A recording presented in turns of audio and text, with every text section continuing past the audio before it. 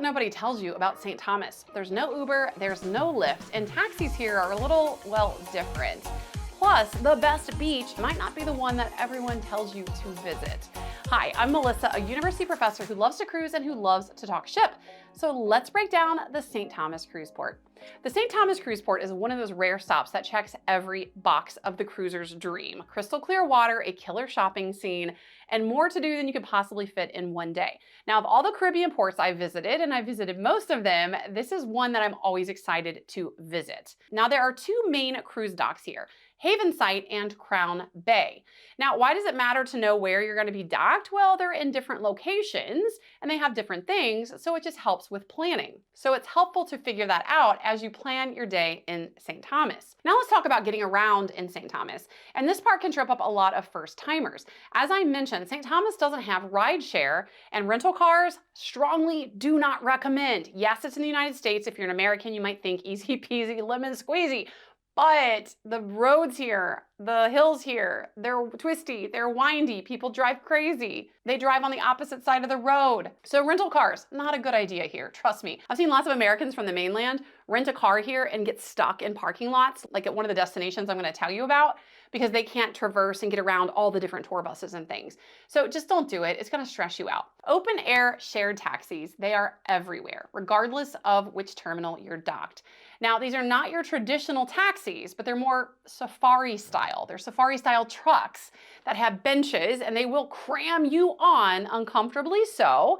And as I mentioned, the roads in St. Thomas are interesting. And so these drivers are pretty aggressive. So sometimes you feel like you're gonna like plop right out of it.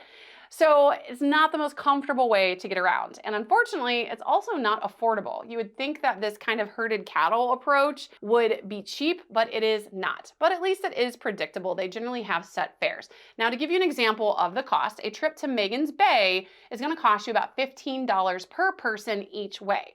Now, of course, if you do the simple math, that's 30 bucks a person round trip. So if you have a family of 5, you're gonna spend 150 bucks just to get there on this shared taxi. So that adds up really, really fast. Plus, they're gonna drop you off at a central location, not necessarily right where you wanna be, and you'll likely have to wait to return until they have enough people to herd onto the taxi. Now, another option here is a private driver. Now, this is also not a cheap option, and it's gonna be more expensive than these shared taxis, but in my opinion, it's worth every dollar because it's comfortable, it's air conditioned, it's just your group. Their vehicles can fit up to 4 people. So if you're traveling with a family, it can be a good idea. And the great thing is it's not just a driver, but it's a built-in tour guide. So they'll take you to where you want to go. You can get out or not, just take photos from the vehicle. The vehicle's air conditioned, it's nice and comfortable, and you can visit attractions for as long or as short as you want. And as you're traversing the island with your private driver, they're filling you in on all of the fun stuff about the culture and living there, which is what I personally love to do when I cruise. I love to learn about the culture. Now, my go-to guy in St. Thomas is a guy named G.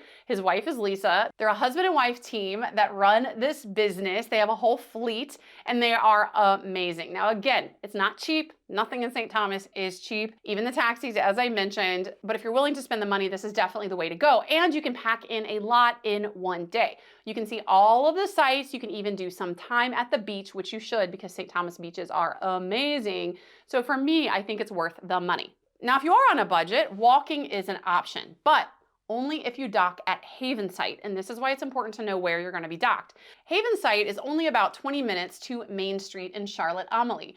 Now in Crown Bay, just grab a ride. And again, you can't just call an Uber, you got to hop on one of those taxis basically. Guided tours and excursions through the cruise line or third-party sites like Viator, they're generally easy and safe, but they do lock you into a schedule. So again, if you're booking a cruise line excursion like Highlights of St. Thomas, you're probably gonna be put on a shared bus or vehicle with a bunch of other people, and they're gonna take you around and you have to get off and get on according to their schedule. Now, if that works for you, great. That's a cheaper option, but that's why I like to go private. I can do what I want, when I want, how I want, and on my own terms. Now let's talk about the St. Thomas cruise port at a glance. As I noted again, 2 docks, Haven Site and Crown Bay. At both, you'll find ATMs, restrooms, Wi-Fi, lots of duty-free shopping, tchotchkes, stores to buy stuff, all that kind of stuff. Lots of bars and food at both. Now, when it comes to the distance into town, Haven Site is a bit farther away. It's about 1.5 miles, which is a little bit farther than Crown Bay. Now, regardless of how you choose to get around and regardless of where your ship is docked, let's talk about the top things to do at the St. Thomas Cruise Port.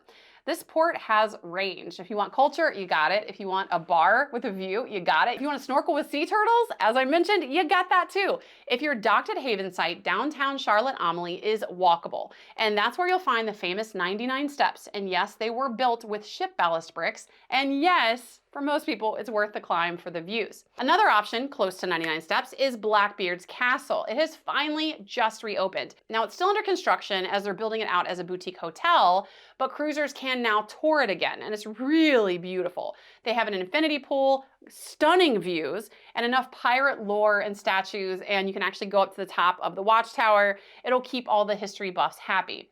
Scenic overlooks are baked into most island tours, so if you book a private driver, you book a cruise line excursion, that's the best of St. Thomas, and you're driving around and seeing the sights, they're gonna do these scenic lookout stops. So usually stop, pull over, let folks get pictures, and the views are absolutely stunning. Now, one of the most popular scenic lookouts in St. Thomas is one where all of the tour buses are gonna take you, which is the famous Lookout Point, and you'll see some mainstays there. Now, it's small, it is a lookout, they have restrooms and vendors selling tchotchkes and things like that. But there are a couple of mainstays that you have to check out. There is a steel drummer there. His name is Darren. He's always playing and singing, and you just get those fun island vibes hearing him play the steel drums. And then there is a local who owns a donkey. The donkey's name changes. Presently, its name is Lady Gaga. The owner's not very nice, so make sure you tip him if you want to get a photo with Lady Gaga. Now, if you want a quick DIY view, the Sky Ride to Paradise Point is just a 6-minute walk from Haven Site. So if you're docked at Haven Site, you're within an easy walking distance to this attraction. Just hang a left when you exit the terminal.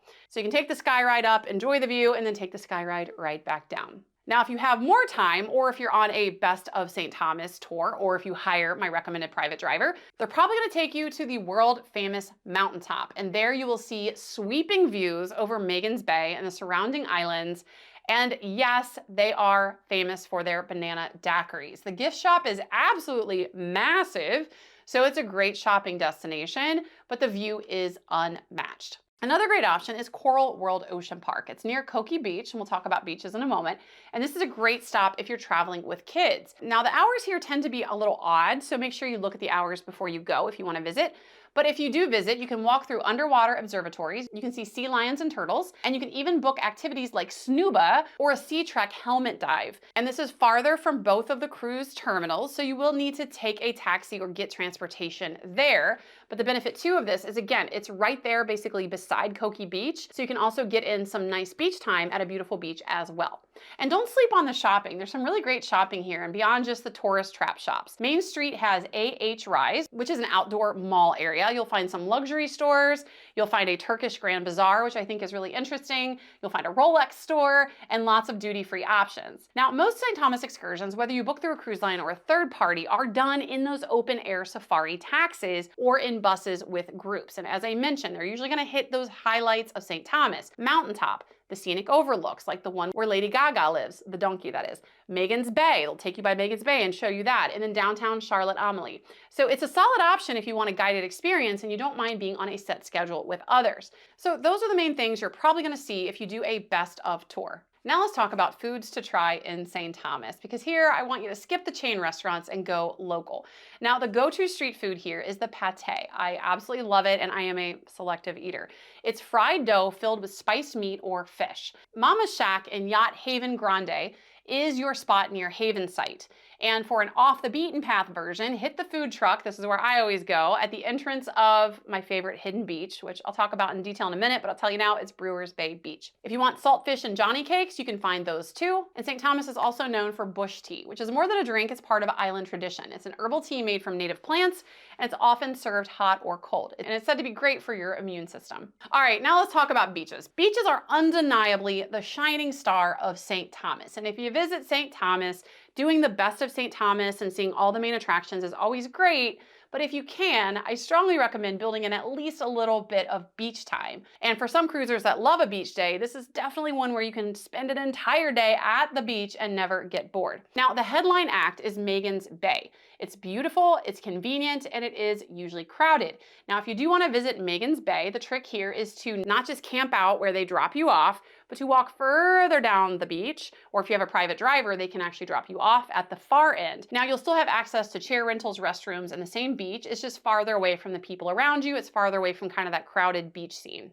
Now, my personal favorite, and I only know about this because G told me about it as a local, this is a spot where the locals go. And I can tell you there have been times that I've gone and there's literally no one else there. So I kind of hate to spoil the secret, but it is pretty awesome. And it's Brewers Bay Beach. It is my personal favorite. It's quiet, it's local, and it holds a special place in my heart because this is the first time I ever snorkeled with sea turtles. I snorkel at almost every cruise port destination where I do a beach day. I always bring my snorkel gear. By the way, never rent it, bring your own. It's so much more hygienic and it's like 20 bucks for a set. I'll give you the link below for my favorite set. And I remember when G dropped me off for the first time, he said, I guarantee you're gonna swim with sea turtles, because I told him that was my biggest bucket list thing. And I'm like, are you sure, really? He assured me, yes, you're gonna swim with sea turtles. And indeed, I got to swim with sea turtles. And upon every other visit, I've been maybe 6, 7 times, I have always been able to swim with the sea turtles. And I've also seen some stingrays too, but don't worry, they just kind of mind their own business and skim along the floor of the ocean. Now, the important thing to note if you want to visit Brewers Bay, it is local, so that means it's rustic. You're not going to have vendors here renting and setting up loungers and umbrellas for you. It's basically toss your cruise ship towel on the ground and go in the ocean. Now, I enjoy that. Now, if you like actually lounging by the beach, this is probably not the spot for you. Another great option is Coki Beach. Now, this is the beach that is loud, colorful, and great for snorkeling. Actually, the snorkeling is great everywhere in St. Thomas. I think I've been to most of the big beaches, and snorkeling is phenomenal. I've actually swam with sea turtles at almost all of the beaches. It's not just Brewers Bay, but Brewers Bay is the most consistent. And bonus, as I mentioned earlier, if you visit Coki Beach, Coral World is right next door. And again, check out the hours because they're kind of wonky. Sapphire Beach is another popular one among cruisers. This beach has stunning views and great snorkeling, but the water can get a little choppy. You're gonna find lesser crowds here than Coki Beach, but like Coki Beach, you will have an abundance of umbrellas and chairs available to rent. Now, really quick, I want to talk nerdy because I love fun little facts and historical facts and things about cruise port destinations. And this is an interesting one because this destination just reopened, which is Blackbeard's castle. So the question is, did Blackbeard really visit St. Thomas? Every tour you do, your tour guide's going to talk about the history of Blackbeard. It's kind of like St. Thomas's claim to fame. And the tower at Blackbeard's castle dates back to the 1600s, and it was built by the Danes as a watchtower. So the lore says over time, pirates stuck to it like barnacles and kind of made that their spot. So I guess there's no way to fully verify it, but every person and every tour guide in St. Thomas will tell you this was basically Blackbeard stomping around. Now, a big question that I get asked a lot, which is, can you ferry to St. John from the St. Thomas cruise port? My answer, you absolutely can, but I personally do not, and I will tell you why. Now, I know a lot of cruisers like to do this, right? The Virgin Islands are a chain, and St. John is an island near St. Thomas, and so I guess if you've been to St. Thomas a bunch, you want to get out and explore, I can see why it would be appealing to get out of St. Thomas and go visit a different island instead, being St. John. However, it's important to note if you want to do this, it does take about a 30-minute taxi to Red Hook, then a 15 to 20-minute ferry that runs on a set schedule, and then another taxi to get wherever you're going in St. John. So it's absolutely doable, but is it relaxing? Not really. Between figuring out ferry schedules and navigating ship time versus island time and dealing with taxis, it's just a lot of logistics that I personally don't think is worth the stress. Now, I also am paranoid about missing the ship. So if I ever did St. John, I probably would, but if it was through a cruise line excursion only, this is one that I personally don't feel comfortable doing as a DIY thing because there's just too much that can go wrong and I don't want to be stuck on another island while my cruise ship sails away without me. So if you do this, definitely doable. A lot of people do it. But for me, the stress is just not worth it. And related to that, let's take a minute to touch upon the time zone in St. Thomas. And this is important if you are going out on your own with an independent excursion. St. Thomas runs on Atlantic Standard Time and does not observe daylight saving. So part of the year, it is in sync with Eastern Time. So if your home port location is out of Florida, it's fine, it's great. The rest of the year, however, it's an hour ahead. So it's really important that you always check with your tour operators, you always check before you get off the ship what that return to ship time is, and make sure that your phone doesn't auto adjust and put you on a different time, and you do not want to miss that return to ship time.